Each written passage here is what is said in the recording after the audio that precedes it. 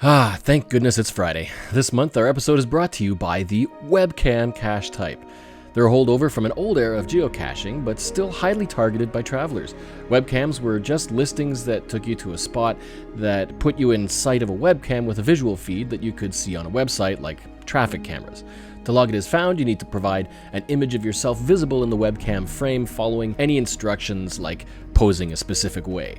And that's it. It used to be harder, needing teamwork. Before smartphones made it easy to do everything yourself, seeing the website and snapping a screenshot while also posing for the camera. They are rare, no longer being published, and the oldies are dropping like flies. So get them while they're on. This is TGIF Geocaching Radio, a podcast with a monthly dose of geocaching news and adventure, contests and hot topics, and highlighting the many experiences that may await you. And I'm Geoff, aka the Bruce Zero, so stay tuned and let's hang out.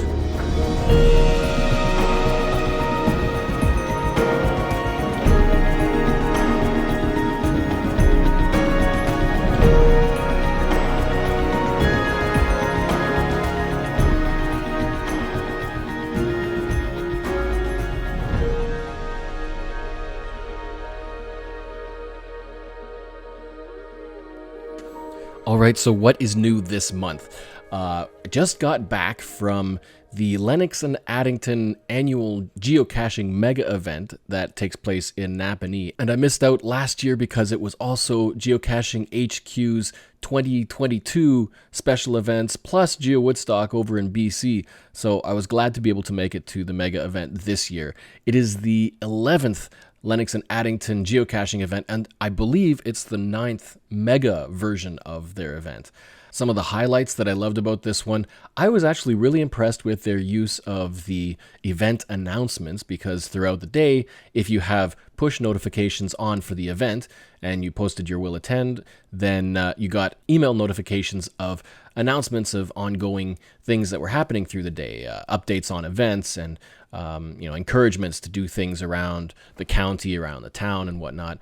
They also had early morning coffee available for free at the main event location.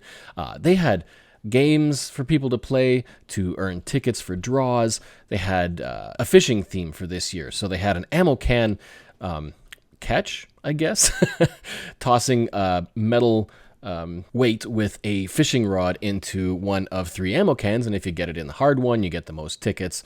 And then they also had Plinko, so you're dropping 3 rings down and winning a certain number of tickets. They had a wheel spin. I mean, how can you not have a wheel spin at an event like this for earning tickets? And then they had your classic count the number of things in the jar contests for winning those jars of things. They even had a bowl of free AA batteries to power your devices if you really needed some. That was awesome. And of course, a bowl full of extra spare logs and baggies. They published a whole lot of new adventure labs, so there was a whole lot to do around the property and the museum. You had to go inside to answer a lot of questions, so it was great for tourism as well. They had paddle caches published, and there was a special paddle caching event. You could bring your own kayak, or you could rent one. And of course, there was just a whole load of classic geocaching with new caches published all around the area. Signal even turned up, and there were people getting photos and selfies with them. It was just overall an excellent turnout, and it's great to have an event like this that just encourages the kind of geocaching that takes you back to just finding containers and using GPS. There was a whole lot of geo camaraderie with all the friends and locals and people who had traveled greater distances. There were people from the US, and there was Quebec, and I think there was perhaps even overseas. There was a list where you could write where you were from. I didn't actually check to see what the final result of that was, but I'm sure there was a big spread beyond the borders of Canada. And also, it was wonderful to see Cacher's Corner store all set up and selling his wares. Brian has really stepped it up a notch with his 3D printing, and so now he's really got such a wide variety of really cool designs for 3D cache containers. Of course, the 3D containers themselves aren't very good for holding logs. They're intended to hold smaller containers inside, but there are some really cool designs that he's come up with or made use of to make these 3D printed containers. So he had a few tables, and it was just busy. So great to see him again all set up. But that was the Lennox and Addington 2023 mega event GC9Z5MQ. And I'm glad that I attended. And I saw a lot of familiar faces and met a whole bunch of new ones as well. That's one of the best things I love about these kind of events, is meeting people. And then I also just wrapped up the official crowdfunding campaign period for the Cashline Cipher coin on Indiegogo, and it was such a huge success. I literally had no idea it could possibly get to the amount of support that it received, which is awesome. So thank you so much for any of you who contributed. It is still open for orders and contributions if you would like to get your hands on a coin or coins. So the link will be in the episode notes, but you can get there at www.cashtheline.net/artifact. Take a look around and see if there's something that stands out, because these are more than just geocoins. And on another positive note, next month will be the completion of 1 full year of TGIF podcasts, episode number 12. It doesn't seem like a high number, but when you're just doing one podcast a month, it's still the same amount of time passes. But coming up in this episode, we've got a couple of adventure highlights, a caching discovery from Gandalf, a mysterious revelation in space, a few news items to cover, and a chat with Sonny from Podcacher about his favorite things, EDC, Everyday Carry Geocaching Gear. But first, let's dive in to review what's happened this month officially in geocaching news from HQ. We are just completing the penultimate challenge on the Wheel of Challenges from Geocaching HQ, and this month it was the iconic Cacher Challenge to find a certain number of cache types within the allotted period. To earn the easy souvenir, you needed to find 3 different cache types, including a traditional, log, and adventure location, and attend an event. To earn the hard souvenir, you had to find 8 cache types within the period, and that includes a traditional, adventure location, an event, a virtual cache, an earth cache, a multi-cache, a mystery cache, and a letterbox hybrid. That could be harder if you've already found some of those rarer cache types all around you. I know it was harder for me because I'm only up to 4 after that Lennox and Addington mega event, mainly because it was just a casual caching day and it was all traditional caches and nothing else, except maybe an adventure lab or 2. But we have until September 3rd to complete this challenge, so I'm aiming to finally get the remaining 4 cache types before that happens. The final challenge on the challenge wheel will be revealed on August 29th, so watch the announcements from Geocaching HQ for that on social media. Geocaching HQ also pushed out an update to the Adventures app, which now allows users to submit a report for any issue with an adventure that they're trying to complete and are unable to. Now, that initial report didn't actually include which stage they were at for an issue, and so they got word of that and quickly updated that, and putting out another update, and now the notification email lets the owner of the adventure know which stage the report was submitted at, for clarity. So if you are an adventure owner, then you just might be receiving some new emails that you didn't before, but try not to take it personally, because apparently there are some people who have submitted reports that weren't actual issues that the owner of the adventures had to fix themselves. So it's still a work in progress, apparently, this feature. I would expect a couple more updates just as they flesh it out to be as user-friendly as possible. And another update to the official geocaching app has added a new feature to the navigation function of the app. If you navigate to a traditional cache on the map, there is now a fly-up panel that shows a few details about the cache, including a number of the basic information like difficulty, terrain, size, type, all of that, including the hint. And it gives you a couple of options to quickly post a found or a DNF log. So there are some comments going around about that on ways to improve it, and if you are a forum user, then you can check out the thread and offer some of your own thoughts. It's only for the traditional cache type, so if you were to navigate to any other cache type, that fly-up wouldn't exist. So it's probably there mainly for beginners and novice users to get used to it, but hey, it's another thing to help people along as they get used to the app and learn the ropes of geocaching. And now for a look at the large, big, mega events that are coming up in September around the world. We have one mega event in North America, and that's GeoCoin Fest 2023 in Florida on the 30th. But then we've got megas in Czechia on the 2nd and 16th, one in Denmark on the 2nd, one in the Netherlands on the 16th, in Spain on the 16th, and Austria on the 30th. I think that's a tad fewer than usual, but it is kind of the end of the summer and people are winding up for a new school year. But that's still no excuse not to attend any events, so check out what's near you and be sure to attend an event if there is, because it's great to meet other local geocachers in your nearby community. Make some friends and find some new caching buddies and share your adventures.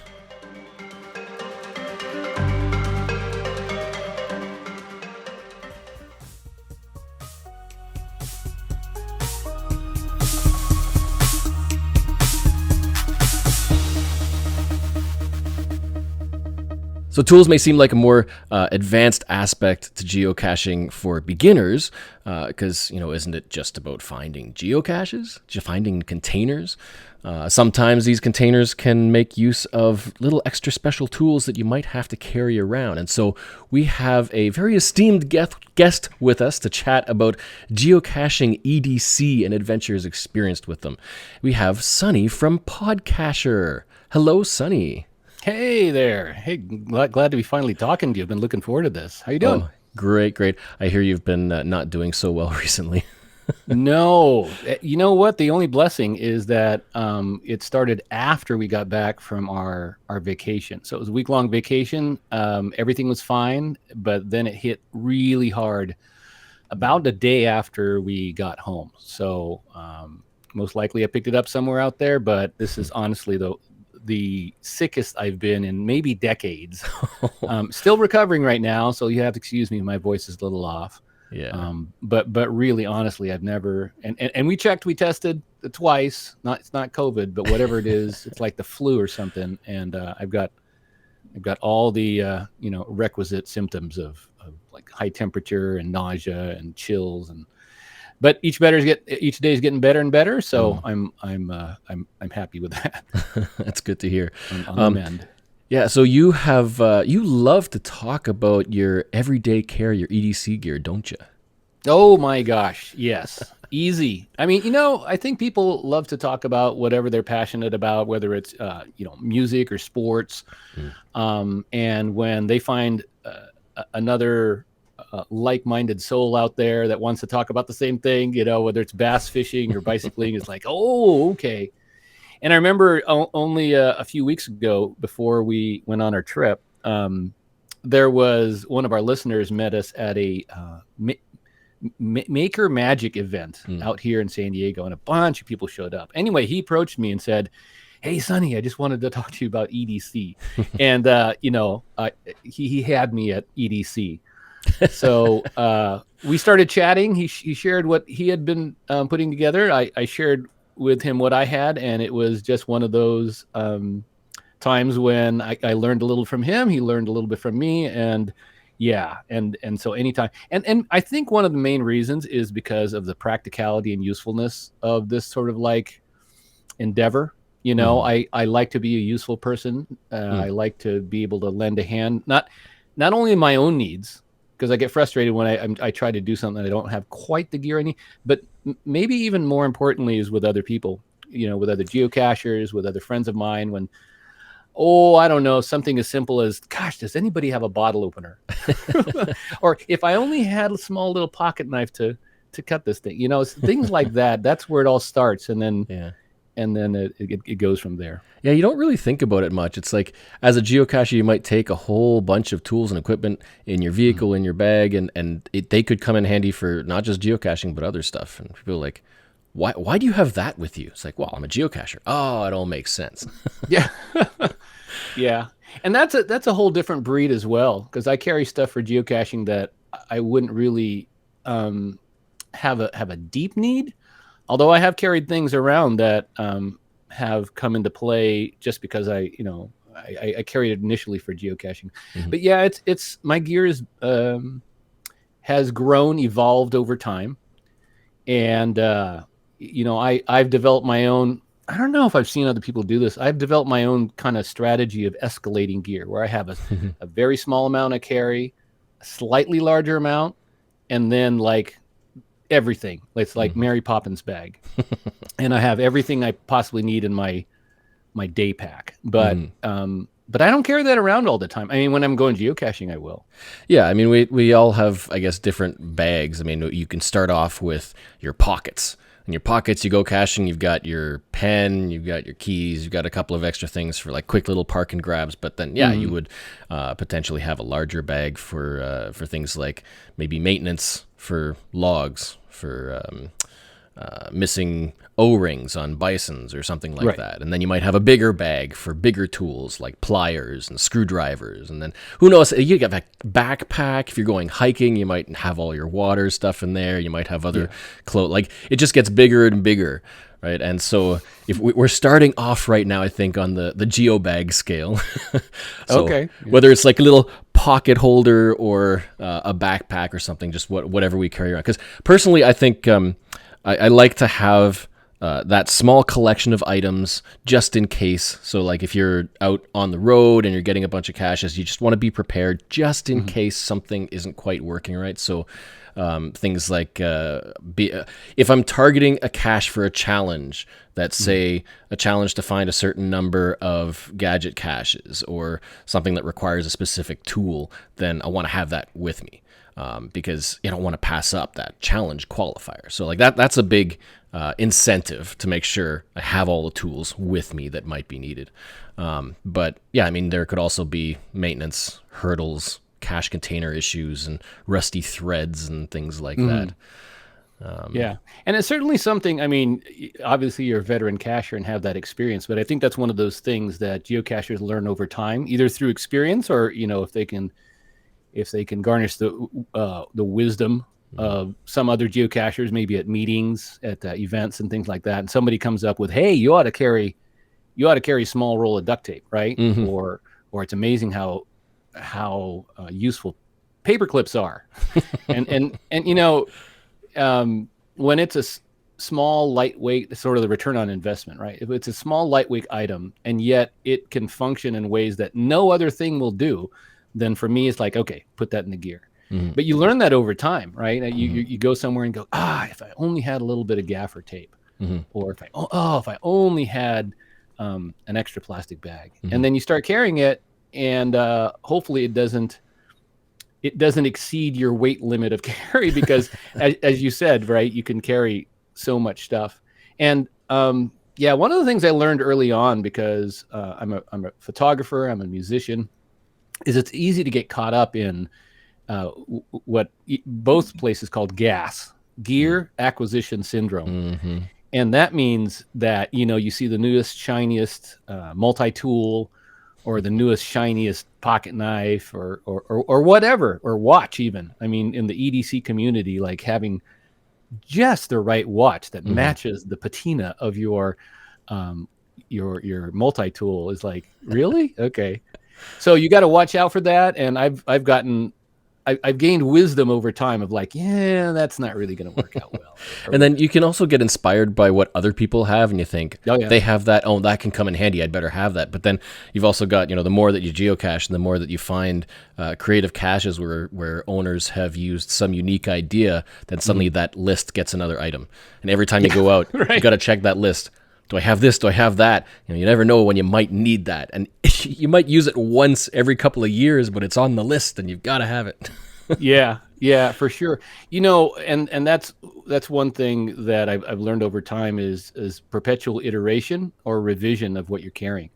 If you put something in your bag and you carry it around, you realize you've just been giving it a ride for the last 6 months or a year, and you go, I have not used this once.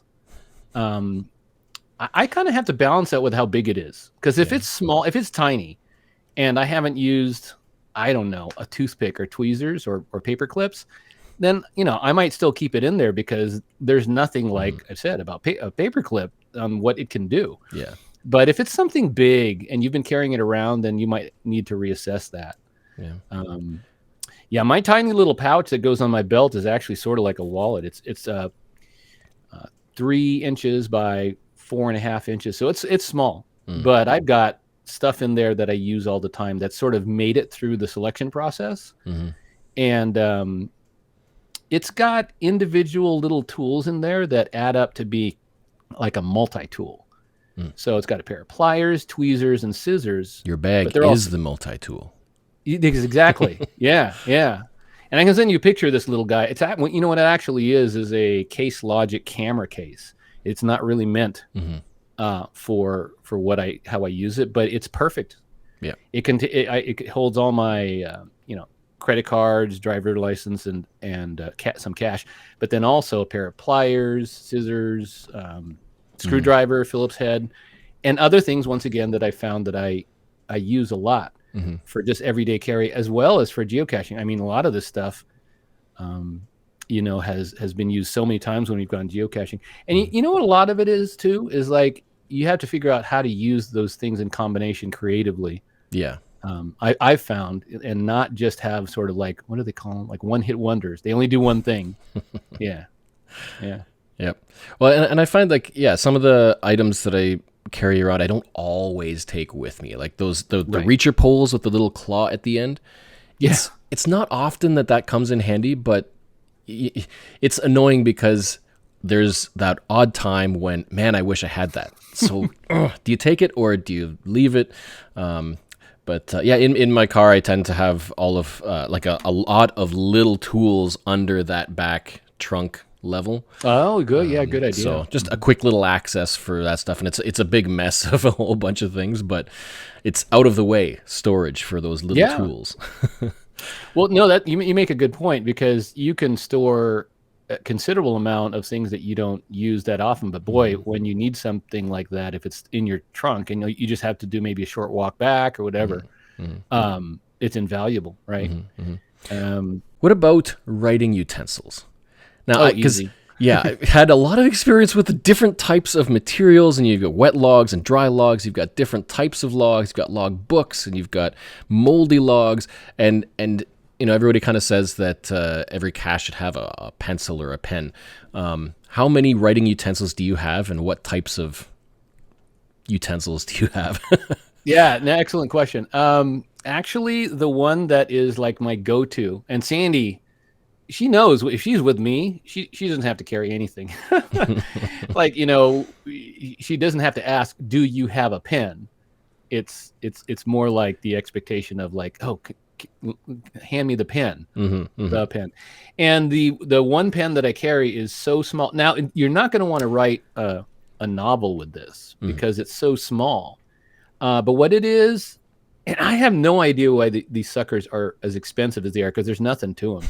But it is a Fisher Space Pen. Specifically, the model I have is called a Trekker. And it is tiny. I mean, basically, it's the ink cartridge with a little cap. So I can send you a picture of what this looks like. Oh, that's pretty tiny. That's, what is that? About 3.5 inches, so?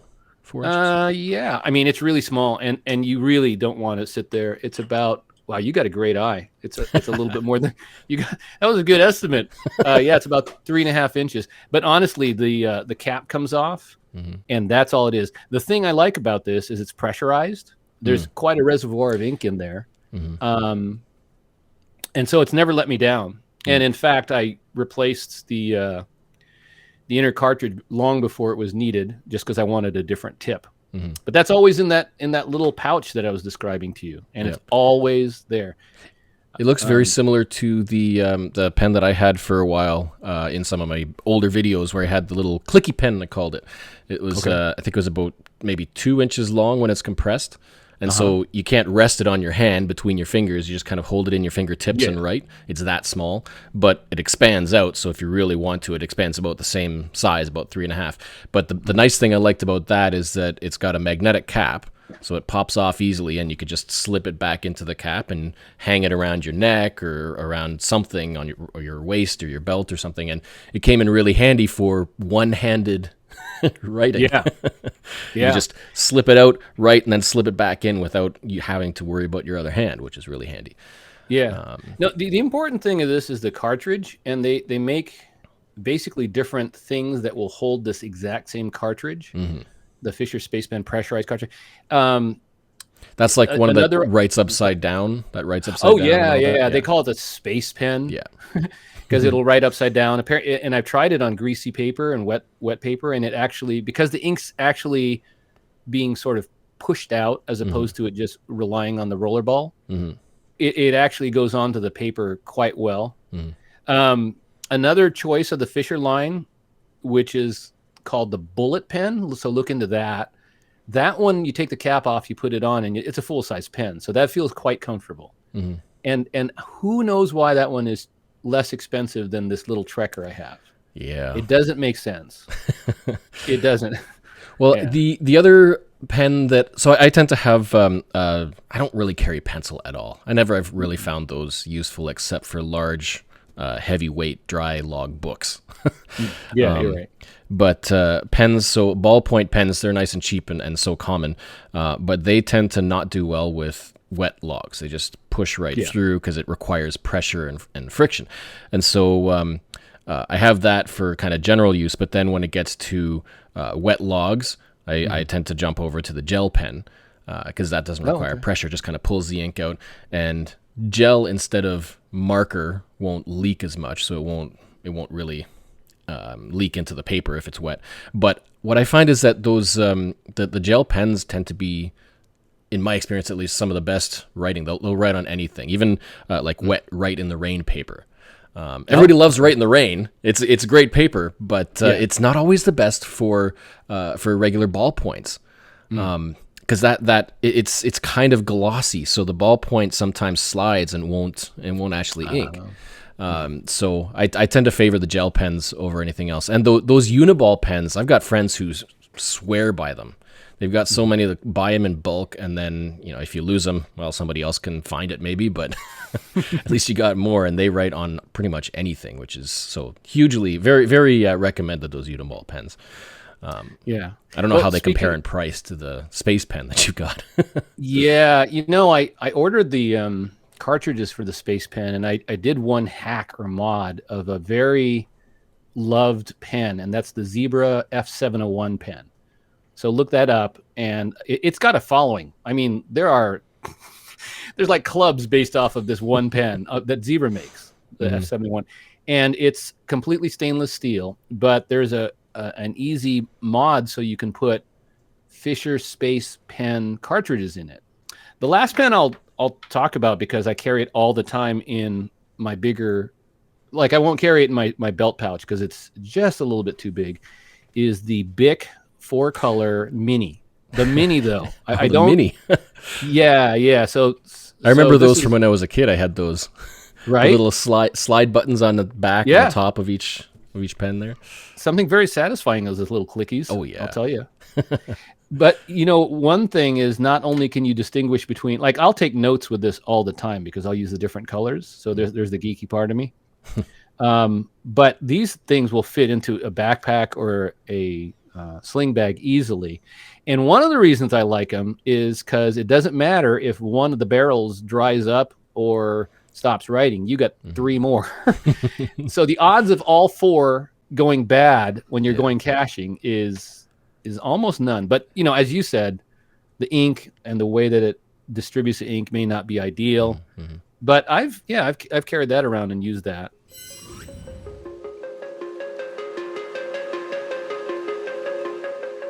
Let's head over to Cachly Corner for this month's quick tip. Now, if you've used Cachly for a while already, you'll have noticed that Adventure Labs are now available in the filter because they are provided through the geocaching API. So what Cachly has done is Nick has allowed us to filter for Adventure Labs. So if you tap the filter option in the corner, then you will see that Adventure Labs is listed in the cache types. But there's a gap because adventures aren't exactly the same thing as cache listings.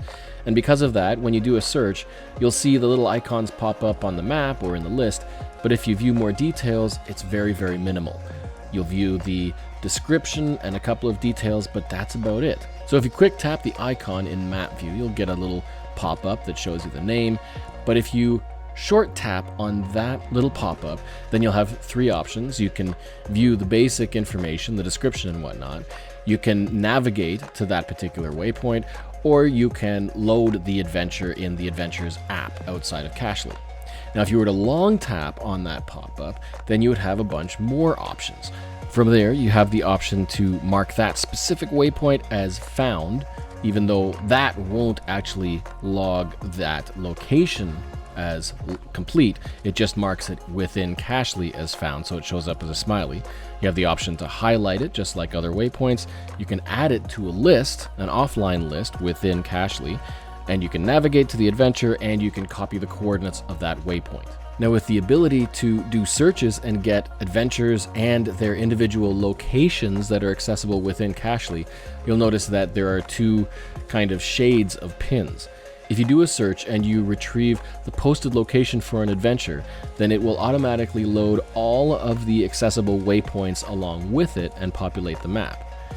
Now, this gets kind of finicky because if you're far away from, say, where the adventure is posted, but you know that there's a location nearby, if you search at that location, you won't see the adventure location until your search radius hits the posted location where the adventure originally is placed.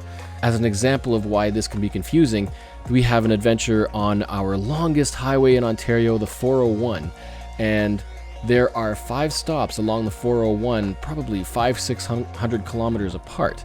And the only way that you can be reminded of where those locations are if you're driving along the 401 is to make sure that you do a search that incorporates the posted location of the adventure, the very first stage. And then you can scroll back to, say, the farthest one along the highway, and the location will be visible. So it can be a little bit annoying when you're in a new location and you're searching and you don't find any adventure labs, and then you go home and you search and find out that there is an adventure location where you were just at, but it was posted farther away than you initially searched.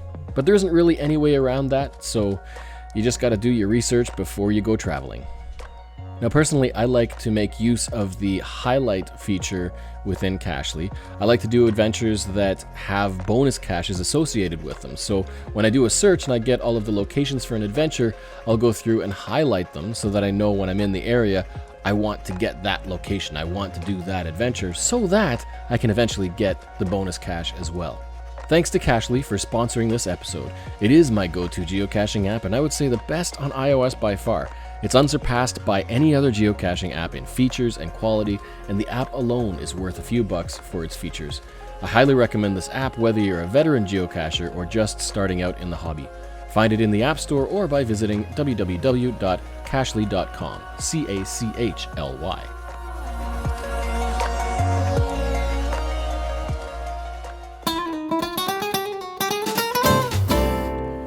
Geocaching happens worldwide. All over this earth. All over this earth.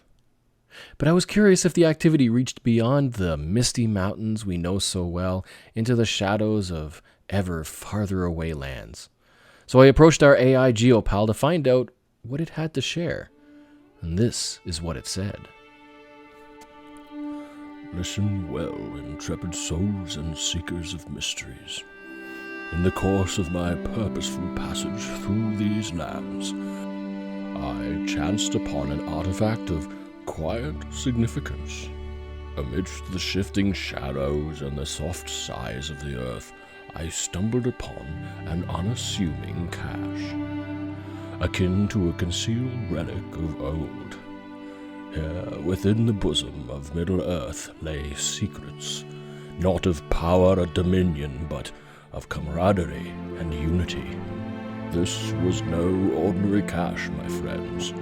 It bore symbols of a fellowship bound by a shared journey, an assembly of adventurers whose paths intersected through time and terrain.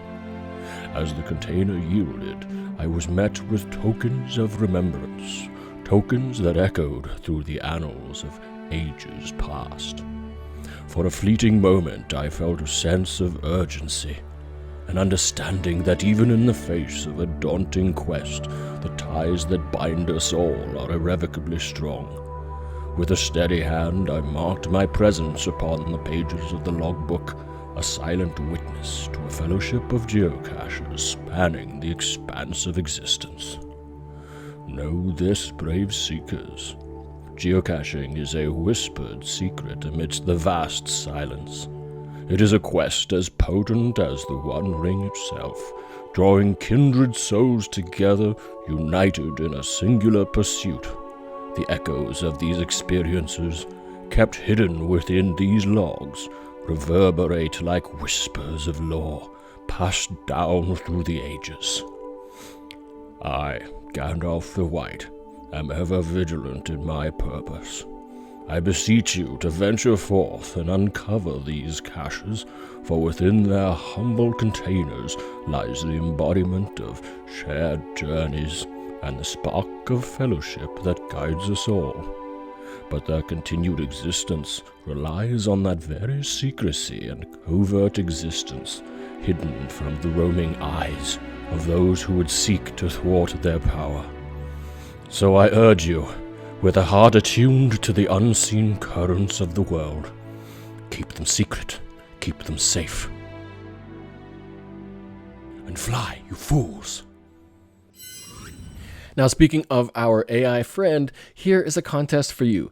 Because it needs a name, I'm opening the floor to you. If you have an idea for a name for our AI geo friend, send it in. And if I pick your name, I'll send you not one, but 2 Cache the Line pens and a bit of bonus swag. So email tgif@cachetheline.net with the subject AI geocacher name, and let's see what artificial geocaching adventures our AI will take us on next.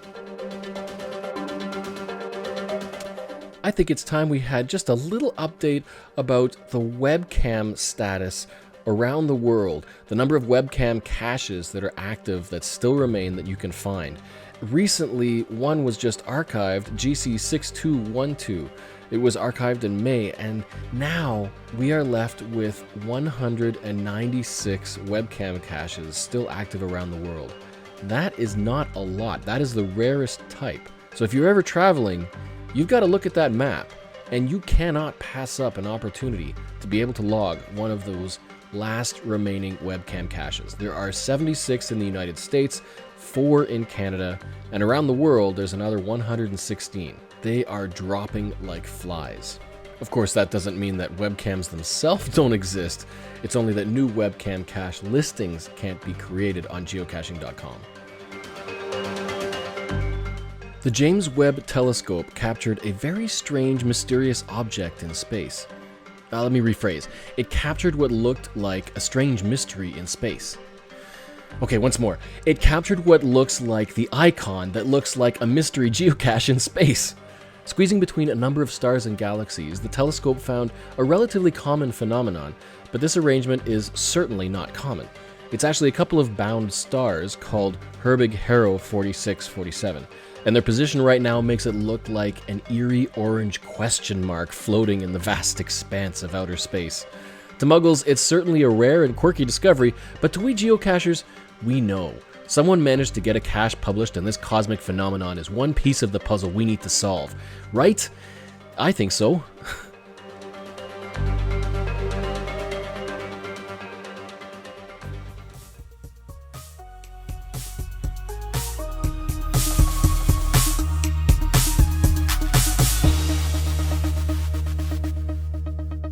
So how about night caching? Do you ever go out and find night caches? Do you have any tools for that specifically? You know, not specifically. In fact, one of the things that I did want to start to carry, but see, I haven't run into a whole lot of these. So therefore, that driving need and motivation isn't there, is a UV light. I do have a UV light here at home. And I guess if I knew I was going to not go night caching, I'd just throw it into the caching bag, but it's not a daily thing that I carry with me. What I will carry with me is pretty handy, and that's it's pretty inexpensive. It is a flashlight that takes a AAA battery. Mm-hmm. The brand is Olight, and the model is the i3T. So things about $20. It takes a AAA battery. It's got a real simple switch on the back. So it turns on, it gets brighter, and it turns off. It doesn't do any fancy blinking or anything like that. But let me show you one of the coolest reasons why I chose this. First of all, it's pretty dependable. The light's pretty good. And if you go to the bright level, I think it's 180 lumens, but it'll only last for, 45 minutes before it's done. The low light is still better than your phone. That pocket clip there has a unique shape to it.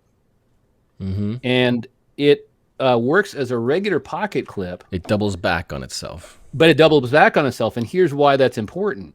You can use it as a regular pocket clip, as you were, but since it doubles back on itself, like your baseball cap right now, it could clip to the bill, and basically you have a hands-free headlamp. Yeah. Really helpful. Yeah. That's good. So that's why that one little flashlight will do multiple things. It's a versatile little flashlight. Yeah, it's handheld, but it can also be clipped on easily. Yeah, for sure. UV is definitely something you should look into. Although I think this is one of those examples where it really depends on your local community. Around here in Ontario, we have a lot of people who loved to create night puzzle caches, and so things like UV lights and infrared and that kind of stuff were really trending for a few years. But I learned a number of years ago that UV lights have a couple of different styles, and generally if you go out and you buy a UV light, a cheaper one, it's going to be around about a 365 nanometer wavelength, and that's kind of techie, but it's that wavelength covers a lot in the visual spectrum as well, which is why when you turn it on, you can see that blue glow. You see the light. It's almost like half a flashlight. It also lights up the UV, but it's kind of bright. The more expensive UV lights and the really cool ones are 395 nanometers. The 365 nanometer is the better type, and it's a little more expensive, and they get hot a little faster. But that range that it sees is more out of the visual spectrum. So there's still a little bit of a glow from it. It's more dangerous to look at because it's not in the visual spectrum, so it can damage your eyes. But it can pick up and fluoresce a lot of the non-visual range, which means something really cool. There was one guy who took some different ink styles, some UV ink, stuck it in his printer, and replaced red, green, and blue with these inks. And they're UV inks. So he printed out a full color picture that you almost couldn't see on the sheet. Is barely visible at all. You could barely tell anything was there. You take a regular, cheaper UV light and you shine it on there. It's like, oh yeah, cool. There's a picture. You can see it kind of light up. It's got that light bluish kind of color. But then you take the more expensive, higher frequency UV light, shine it on there, and suddenly the entire color image shines off the screen, off the sheet, and you have this full color photograph in UV light. Wow. It's freaky, and it's fascinating, and it's really cool. Was that used for a geocache? He wanted to, but I don't think he ever got around to it. Yeah. But yeah, it opens up the door for a lot more creativity when it comes to things like using UV light. And what you'll find is that these higher frequency UV lights are used by rock geologists and whatnot, because you can fluoresce different materials, different rocky materials and whatnot. And so you can get them off of Amazon and everything, but it'll cost you a little more than a regular UV light, but they're really nice to have because it's less in the visual spectrum. Everything UV just lights up so much clearer and so much brighter, which is really cool. It's a good one to have. It's a UVA light. UVB is the more visual spectrum, but the UVA is the higher frequency, riskier one to look at. You don't shine it in your eyes. Well, it's fascinating, and they'll probably fluoresce the scorpions right out in the desert. Yeah, and you get the different colors and everything. It's really cool. From being a geek, I think that's fascinating. I mean, the different frequencies and potentially what you wouldn't see with one and the other. I mean, honestly, that stuff really intrigues me. I'm thinking from a practical geocacher creator side, though. Using it in a way that might limit people, though, from being able to go find that final cache, because either they don't have the right tool. And the reason I say that is because Sandy and I took a lot of time recently to put together an adventure lab that was challenging. It required people to spend a little time as opposed to just blasting through it. And I have to say, from a creator's point of view, we've been a little disappointed at the lack of activity because, people aren't willing to go through some of the steps in order to get to that final bonus cache. Yeah. And so I could see how somebody like me would be really interested in doing something with UV and like, oh, this is so cool. This is a great idea. And then hear nothing but crickets because well, I don't have one of those flashlights. Yeah, we kind of got around that in our area because, like I said, there was a number of years where those night caches and creative techie kind of caches were trending because we had this annual event called the BFL Boot Camp. And so all of these really creative, kind of unique, high-tech kind of caches were published surrounding this event. And it's basically an all-night geocaching, night caching event. Oh, and, nice. So a number of cache owners would get together and create a series of caches. And each of them would have something different based around a theme, but all making use of something night-specific. So if you go to this event, you've got to go with your night caching gear. Yeah, right. But that is one reason why that UV light attribute is so important, and I don't think a lot of people necessarily look at it. And sadly, it seems like they are rarer these days. I don't know how many caches get published with the UV required element. Yeah, I love it though. I love the creativity and use of new techniques and tools in order to make it to spice up the geocaching experience. That's awesome. Mm-hmm. Now, I would love to see if somebody could find a creative way to use tweezers. Not just a nano cache. That's like, everybody hates that. Because, I mean, we have tweezers for nanos and tweezers for ticks, because you got to have them for the ticks, man. But I don't know. Could there be a creative way to use tweezers in a cache? That's a great idea. We should put that out to listeners. I'm sure somebody would. There's that's a great question. Like, how could you make a cache so that you'd require tweezers? But then you can be too specific about the kind of tweezers, right? Mm-hmm. I mean, well, I don't know. Could you?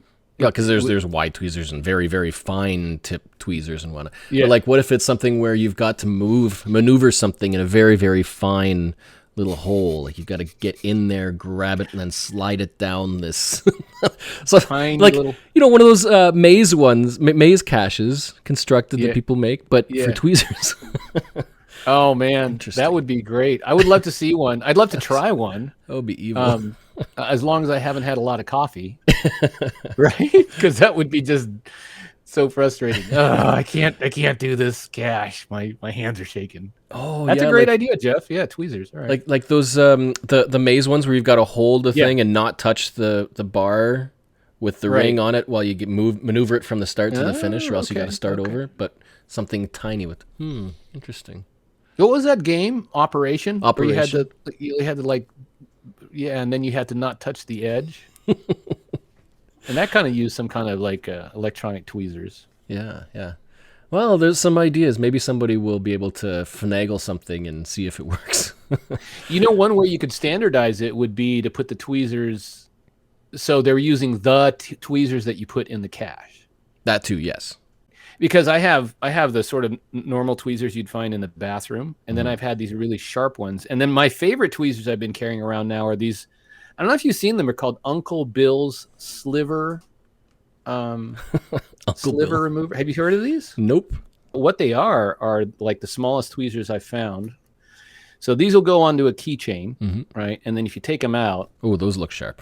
That's good. They are sharp, and those tips come to a point there, but they're small, they're flat, they fit in that little thing that I told you about, and they work as tweezers. But see, the shape of them would be a little different from the kind of tweezers you have in the bathroom. They'd be another one of those things that I think would possibly have to be just mentioned in the description as being required, because UV light, you've got an attribute and you can just say you've got to look at the attributes, but things like tweezers or batteries gotta have batteries. That's gotta be in the bag as well, because there's a lot of stuff where you've gotta, we've seen a lot of gadget caches with the little metal knobs on say the outside of a birdhouse or something, where it's just the right size. You've got to have a 9-volt and stick it on there to make something work.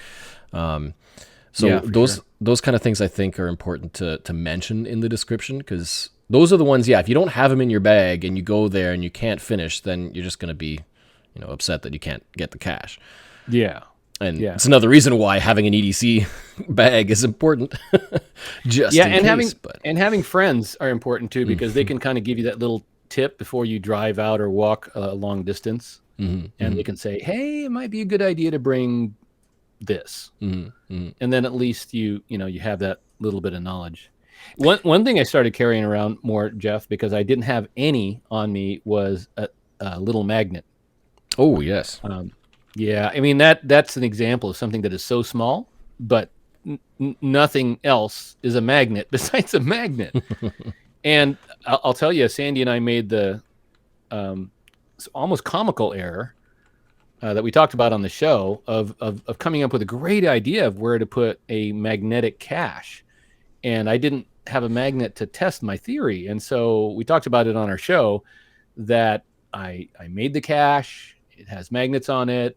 Put a log inside. Went back to where I was going to stick the thing, and the metal box, which I had assumed would allow a magnet, was made of aluminum, and so it was one of those comical times where like, oh, you're kidding. That was just lack of insight on my point. And so now I carry a little small magnet, and it's useful for more than just obviously testing to see if the metal will accept a magnet or not. Yeah. And talking about that, the night caching thing again, the headlamp is an important thing. I mean, that's an obvious one, but headlamps don't necessarily have to be used only for night caching, because you never know when you're going to come across a culvert. And I know around here, there are culverts everywhere. People are putting them in culverts that are sometimes half full of water or half full of muck and mud. Oh, wow. And you never know if it might be 100 meters underground or just on the lip. And so having that headlamp isn't just a night caching thing. It's super important. I've gone through a few, and I really prefer having the one that has a variety of brightnesses, because then it uses battery to different degrees. If I'm out just in the general woods, then it'll be on a low power, and that's enough because you can see. But I also like the ones that have either a spotlight or a wide view, because there are some headlamps that have a wide option, which I find is better because it lights up the area like the daylight, and you can just look around and your peripherals work. A lot of people tend to just have the flashlights that have that spotlight appearance, and then it just shines exactly where you're pointing it. And I don't find those very practical. I don't know about you, but yeah, I really like the softer but wider headlamps for searching. Yeah, for searching, for sure, and especially if it's dark. So I got a question for you, Geoff. So, because I know there's people divided on this out there. Do you prefer the rechargeable ones, or you come home, you plug it into USB, or do you prefer the replaceable battery like a AAA or AA? This kind of comes back to the batteries question. Yeah, because we've got AAAs and AA's and some and they don't swap. And I've kind of come to the conclusion that I prefer using batteries than USB, mainly because, if you're using something and you can't swap out the batteries, it's dead until you can recharge it.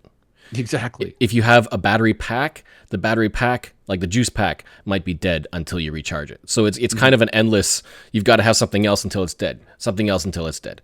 As opposed to if you have this stack of batteries in a compartment somewhere, then if something dies and you just need batteries, you could just grab a couple more and put them in.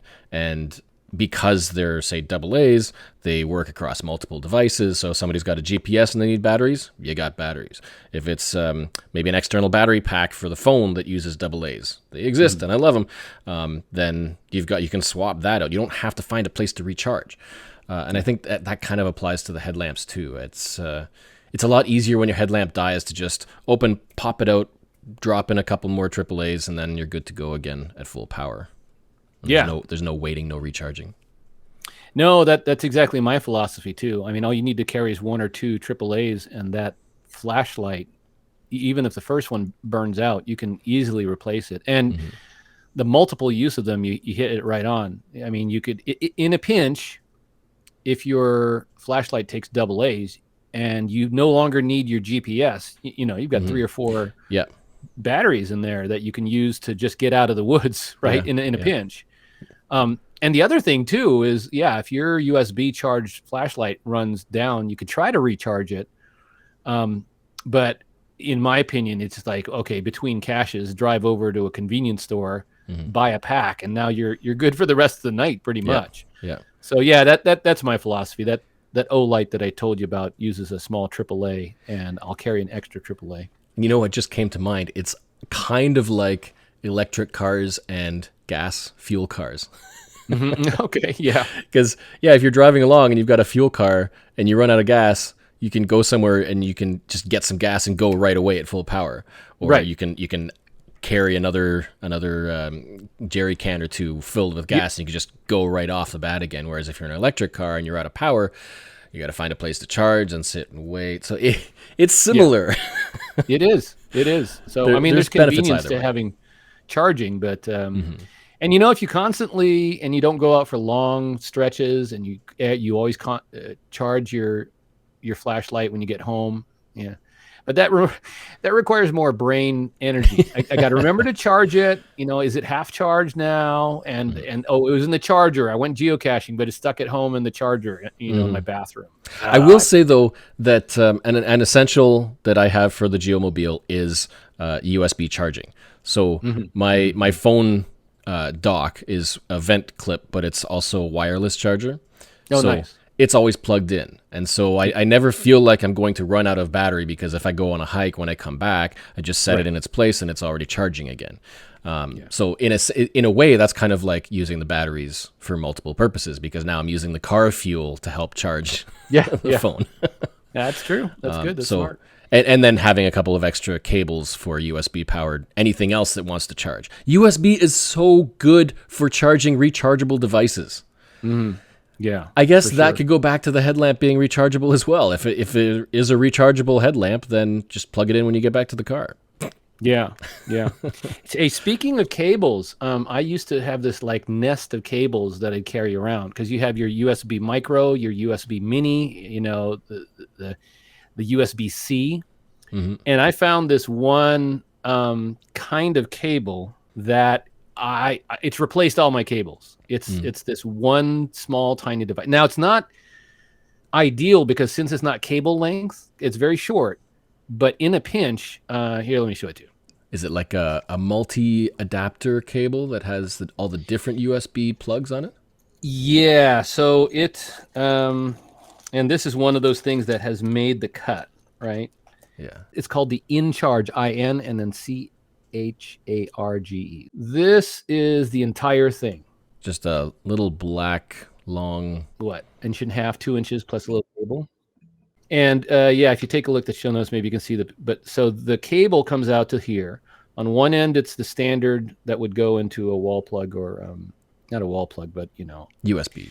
Right, USB. And then on this end too, it's got a USB-C. All right, so that's already 2 on that one end. On this other end, that's 2 separate things. That's both lightning and also the micro. Right there. Right. You pull that out, and you've got USB-C. Yeah, so it's got 2 covers, a cover on either end. So you've basically got 2 ends with all 4 plug types. Yeah, and remember, this one actually it doubles, so that's 2 plugs instead of just 1. So this is in a pinch, and we used it recently on our vacation trip. Super helpful, because now you're carrying one thing as opposed to this. I used to carry all my cables in a Ziploc bag, and I'd have this like snake nest of cables. But that's a great way to make sure that, because everybody has different devices. You've got Android and iPhone, and then you've got other USB stuff. And so having something like that would definitely make it easier for everybody to make use of the same power sources. Yeah. And again, just used in a pinch, but for something this big, that made the cut.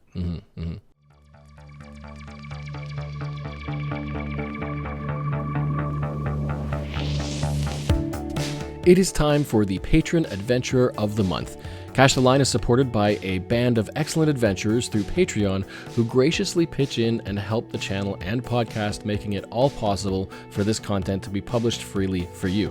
And for this show, our Patron Adventurer of the Month is 13 Coach 13. Shelley runs Geocaching Unlimited in Brantford in Ontario and strives to provide and host local and regional events centered around geocaching. From teaching children in schools and hosting workshops and birthday parties to team-building events for businesses, Shelley is a very outspoken advocate for the geocaching hobby and a wonderful community representative, inspiring others to get out there and experience the whole wide assortment of benefits the activity can provide. So thanks so much to 13 Coach 13. I'm grateful for your ongoing support of Cache the Line. You too can help support Cache the Line and unlock bonus content and swag like the upcoming 2023 Cache the Line patron exclusive path tag and participating in the upcoming Project EGA game. Just visit patreon.com/cachetheline. Patreon.com/cachetheline. Thank you so much for your support.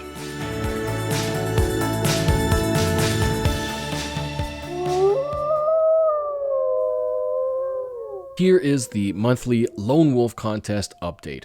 Jumping back 2 years, I traveled to a remote castle, joining with Cache Canada and a few other friends, and published a video series highlighting a number of geocaches found along the way. Hidden in that series is your chance to become one of 50 people to win a very special prize. And here's the little teaser. There's an exclusive, extremely limited path tag and swag in it for you, which is partly revealed on the Cache the Line Cyphercoin Indiegogo campaign page. It's part of codename Project EGA, which is something I've been working on for a few years now, and a brand new game is almost ready to be revealed. You may see more graphic teasers in upcoming months if you follow Cache the Line on social media. Cache the Line patrons are already in the loop and periodically gain exclusive sneak peeks of the game in development. Expanded playtesting is coming soon, so if you'd like to win one of those 50 exclusive prizes that will enhance the game, then here's what you've got to do. Visit the Lone Wolf Legacy video playlist on YouTube that you can find at cachetheline.net/lonewolf and watch for 11 special words that are highlighted by a smiley face in all but one of the videos. Once you've got them all, string them together and visit cachetheline.net/ and then append the string of words with no spaces or punctuation and follow the instructions there. The contest won't end until all 50 slots are claimed, and there are still a few spots left to be claimed. As of this podcast, 45 have been claimed. You can find the instructions also listed in the show notes and on the Lone Wolf video playlist. I'm expecting to finally reveal the game later this year, and I'm excited for the day you'll get to see it in full.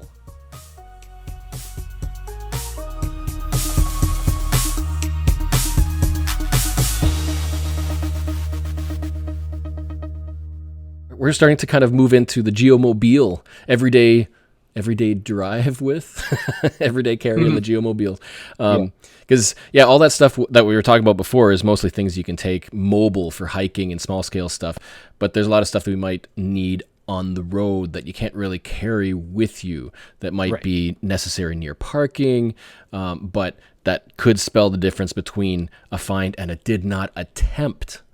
Yeah, right. True. That's true. Yeah. It's like some people will look at a tree and think, I ain't climbing that. And then that'll be a did not attempt. But sometimes you're looking at a wall and something up at the top and you can't, there's just nothing that you can use to get there and get to the cache. And well, that's a did not attempt. Unless you had, say, for example, a ladder. Yes. Very true. Yeah. Do you have any ladders? Do you carry any ladders with you? That would be something we could easily toss into the back of our car, and a small step ladder. But we currently don't.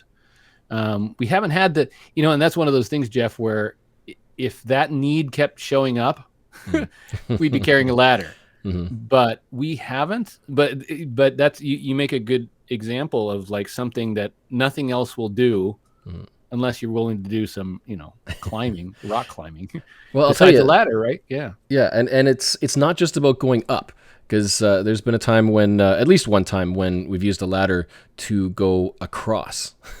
Oh, wow. So you can use it as a bridge, too, if it's a strong enough ladder. There was one where it was a park and grab, but kind of a roadside with a power power pole, a hydro pole, and the base was one of those metal columns with rocks in them with the pole in the middle. But between the road and that rock stack was a very deep ditch that was connected to a large pond, and it had rained, so the water was way too high, and nobody had it was like went straight down, so we didn't quite know how deep it would be, but we're like, hey, we've got this telescopic ladder with us, I wonder if that would work. So sure enough, we took it and extended it just enough to get from the grass at the roadside to the thing, and then very carefully got across and then managed to get to the cache without a problem. So, I mean, they can come in handy for more than just going up. Yeah, no, absolutely.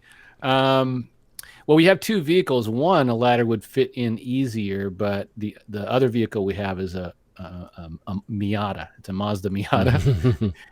and that'll barely keep a step stool in. I mean, honestly, I don't think I could carry much in there. Well, and that's a great example because, I think a lot of people... I have known some geocachers who either have a van or a larger vehicle and take a full-sized, non-collapsible ladder, and it takes up a lot of space. It's sturdy and strong, but it's huge and heavy. But that's why the telescopic ladder comes in so handy, and those have been so popular with geocachers now. I think they're probably one of the biggest buyers of these 12.5-foot-ish telescopic ladders. And they're small enough that they compress down to maybe 2 to 3 feet in height, and then you can just toss them into their trunk, or if you need to hike even a little bit in there, they're not super heavy. You can sling them over your shoulder. People have made straps to carry them as like a backpack over their back. Oh, okay. So they're super mobile and very versatile, and highly, highly recommended. Especially for tree climbs. If you don't like climbing trees, having one of those things just makes it so much easier. Oh, yeah, for sure. One of the other things that I found to be useful because of a game that my family plays, it's called disc golf. We play disc golf where you're throwing these little frisbee-like discs. And sure enough, if you play long enough, you're going to get them stuck in a tree. And so a couple tools that are relatively lightweight that we use that can also double for geocaching tools is there are these telescoping disc golf poles. And basically what they are. Yeah. So you buy them specifically for disc golf, but what I've realized, so the one that I have is, I think is made of carbon fiber, but it collapses down to a little bit bigger than a small day pack. But when you expand it, gosh, Geoff, I think it's close to 30 feet, really long, really tall. And you can put different things on the end, like a hook. And what they're for is when that disc golf gets stuck in a pine tree way beyond where you want to climb, you can use it just to rattle it enough to get it back down. But with that hook, you would have the control to remove a hanging cache and also be able to place, and I think that's really important to place it back. Yes, that's like if you're going to knock something down is one thing. Getting it back where you put it, that's I agree. You got to put it back. Yep. Yeah. And there's golf ball retrievers as well. I know that a lot of people swear by those, and I just try to imagine using a really long pole horizontally to guess, I guess, scoop out the ball from the water if you need to retrieve the ball. But they tend to have some strength with them as well, so you can use them up. And I think a lot of people use those to change out the end to add a hook and whatnot. I've looked at painter's poles. That's another option. Yeah, painter's poles. I was going to say, those tend to be very long as well, and a little stronger because they've got to be able to hold the weight of a paint roller and all the paint that's on it as well. So that's pretty good. And they tend to come with a modular end already, so you can just pop off and put something else on. And so a fun story. There was a cache nearby that was at the top of a lamppost in a parking lot, and it had been visited a few times. There's a few videos on YouTube that are highlighting this particular cache, and I put a series out for the Great Drone Tragedy. But a number of people have strategized extremely long poles having fully extended, 2 or 3 fully extended grabber tools, very, very long tools like painter's poles and whatnot. Yeah. And to the point that the strength of the pole was much less than intended. they're strapped together, taped, somehow held so they don't slide. And when we went down there the last time to try to retrieve the drone, it definitely had a little bit of a bend to it. So we had extra poles to strengthen the main pole on its bend to keep it as straight as possible. But then you're also dealing with physics and the exponential swing of the light end at the top and trying to control that.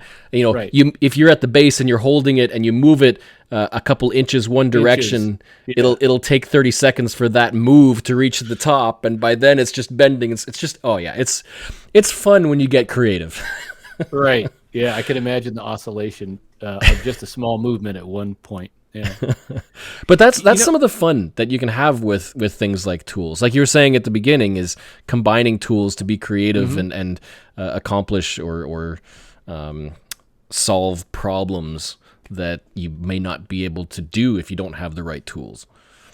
Yeah, I think that's one of the things, if you went caching with Sandy and I, or just even on a trip, where she sees that light in my eyes, I'm like, I know what I'm going to do.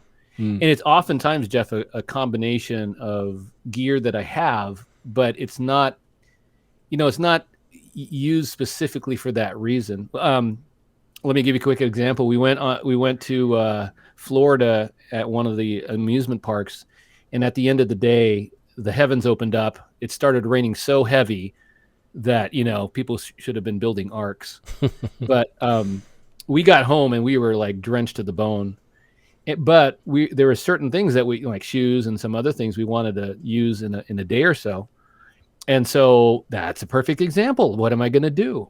And so I carry around paracord as well as some of these tools that allow me to cinch up. And I basically created a clothesline inside the hotel room, and it worked, right? But you look around the hotel room and like you can drape it over chairs and things, but it's that kind of, how am I going to use? The other one was that we were on a plane flying there and then back.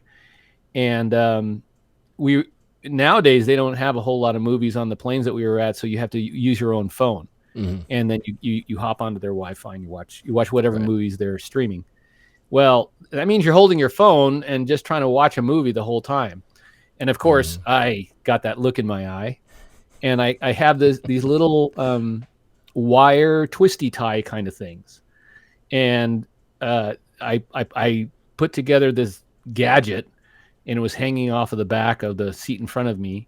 And then sure enough, Sandy looks over and I'm watching this hands-free phone hanging off of the back of the seat, and she's like, yeah, he's at it again. But I love to do that stuff because it's like, aha, I figured out another way to use something. Another thing too is it could be kept in your car, and that would be a great thing, is a walking stick, especially an expandable telescopic one, because that is something I wouldn't have with me all the time. But at those times when you have just a walking stick, and if it's telescopic, that might just give you that extra 4, 5, 6 feet that you can use as an extension pole. And if that's all it takes, and being not a very tall person myself, that not only that, you can use those walking sticks to kind of poke around in a dark log if you're not exactly sure what's at the end of that thing. You can test to see how deep the mud is if you have to go near water's edge or under a culvert. Yeah. So that's a perfect example of a tool that's multiple use and highly effective. Yeah. We've barely scratched the surface of the kind of tools that you can carry around, whether they're rare or very common. I think that's one of the things about being a geocacher, is just discovering new ways to use things, and as a cache owner, trying to be creative and how can we make use of something to be fun, and is it something that that somebody who comes to find the cache would have with them already, or should we leave it with the cache? All those kind of questions kind of provide a great backdrop for fun geocaching and adventures and experiences. And, whether it's a park and grab or day trips and camping trips and whatnot, it adds so much to the caching experience. Yeah, for sure. And so I have to add as well, like the one other tool that I cannot live without for road trips and caching, day caching and whatnot, podcasts. Yes, I agree. That's about the only time that I can actually sit down and listen to podcasts through and through and not have to worry about doing other things at the same time. It's just you're on the road and you can play and you can listen.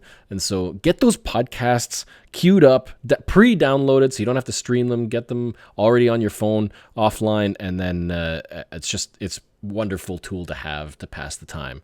And there are so many great podcasts out there, like Podcacher. Yeah. All right. Yeah. Well, I mean, like I said, there's so many things we can go through and that we haven't talked about, that we haven't mentioned. So maybe those could be on for another show. But I want to thank you, Sonny, for coming on and sharing your passion for EDC gear. And there will be a whole bunch of links and whatnot in the episode notes, so you can check those out. Lots of information. And by all means, please check out Podcacher if you haven't already. I mean, who hasn't? Who doesn't know about Podcacher yet? The longest running geocaching podcast, right? How long have you been going now? Oh, gosh. We started in 2005. 2005. So we've been running. Yeah, we are the longest running podcast, and still no end in sight. It's a wonderful hobby. We've got a lot to talk about, and interesting people all around the world, and lots of topics. So yeah, go check us out. It's an ever-changing, ever-evolving hobby. So once again, thank you for joining me, and thanks for all the insight that you've got for EDC. I mean, everybody's got different input, different tools, different favorites, and different recommendations. So it's always great to hear more, hear a variety. Yeah. Well, thank you, Geoff. It's been a pleasure chatting with you. Great to, like I said, commiserate, if you will, on this wonderful sport that we love. And great chat with you today. If you have any adventures you'd like to share on the show, I'd love to hear from you. If you have any comments, funny stories, milestones, accomplishments, rants, or adventures to share, please email tgif@cachetheline.net or phone one in by calling to leave a message at www.cachetheline.net/POI. Any links and references mentioned in this episode can be found in the show notes linked in the description. Thanks for listening, and please remember to give the show a thumbs up or a positive review. If you'd like to join the band of excellent adventurers who help support Cache the Line, please find us on Patreon or by visiting cachetheline.net/Patreon. You too can support for as little as a cup of coffee per month, or with a discount by the year, and get bonus swag and access to exclusive content. See you next month with more exploration into the wide world of excellent geocaching adventures. Please subscribe, follow, share with your friends, and comment wherever you're able. And as always, happy caching and excellent adventuring.